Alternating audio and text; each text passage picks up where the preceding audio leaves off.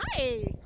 Hi, you almost photobombed me. I did. I tried See. hard, but you caught me. I go, no, she like her expression, like I was like, why is she looking at me?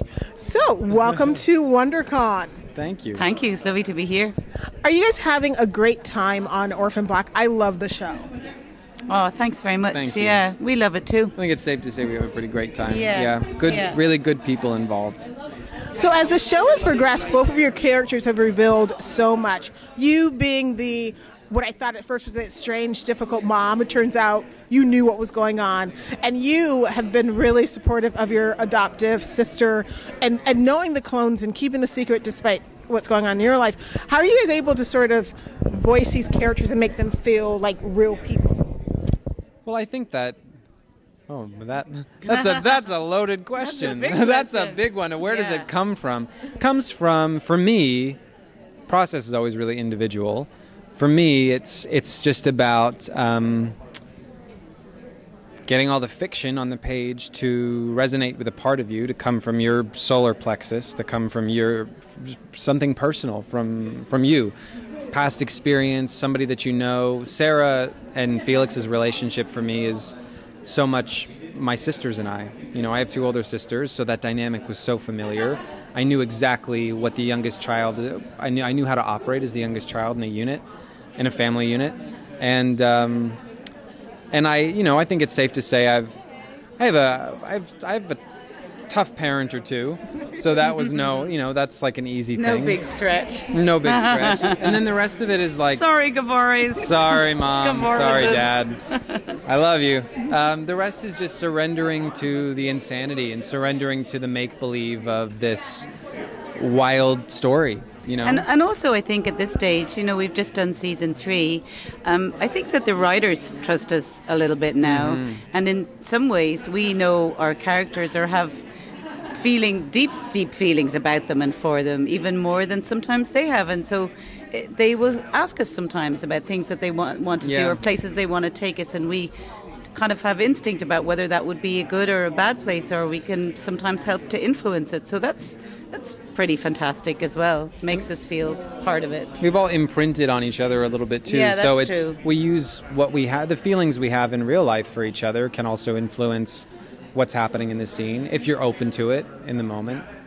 So being on the show for 2 years, I know you can't tell me anything that's coming on the third season. What's been your favorite episode that you've been in? Oh, wow. Well, my favourite episode I wasn't actually in. Was I in the episode, but maybe just not the... Well, my favourite whole thing was... I live in Ireland, in Dublin, and so I don't even sort of get to watch it in the same time frame as everybody else, because when it transmits, it's normally at 3 in the morning or something. So I watch it sort of on my own at a different time than everyone else. Satellite. Yeah. But when I saw the clone dance scene, I cried. Yeah, I was so moved by it, and well, all of you in it, and it was fun. It was really, I can't imagine how mind blowing it was to film it, but it was my favorite. It's just kind of really captured everything for me and expressed a lot without words, which I think is really difficult to do, but really incredible when you pull it off. I loved.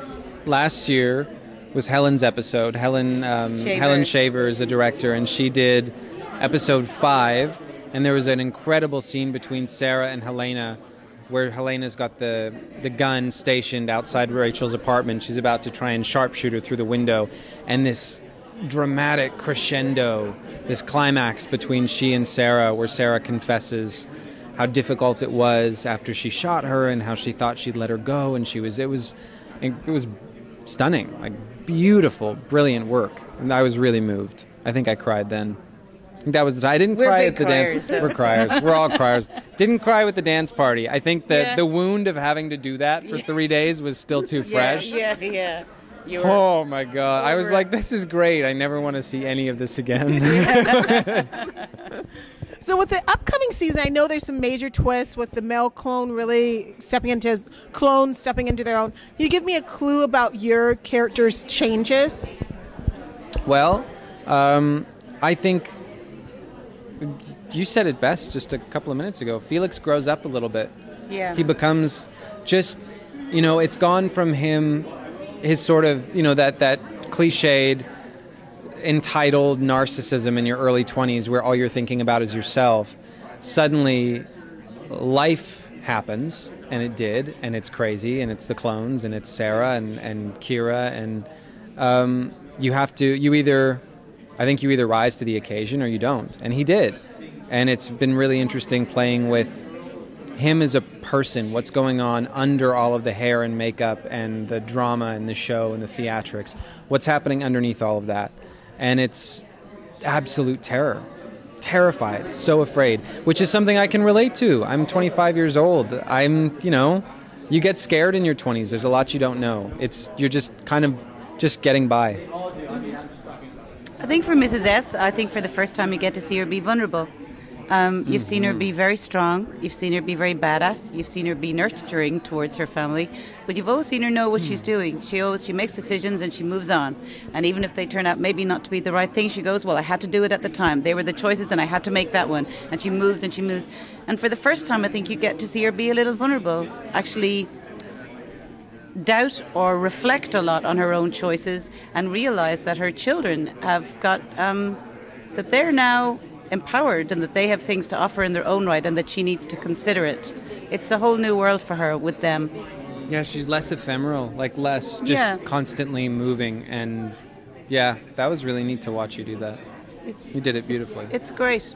Yeah, it's exciting. It's great to be able to play an interesting, complicated person over 25.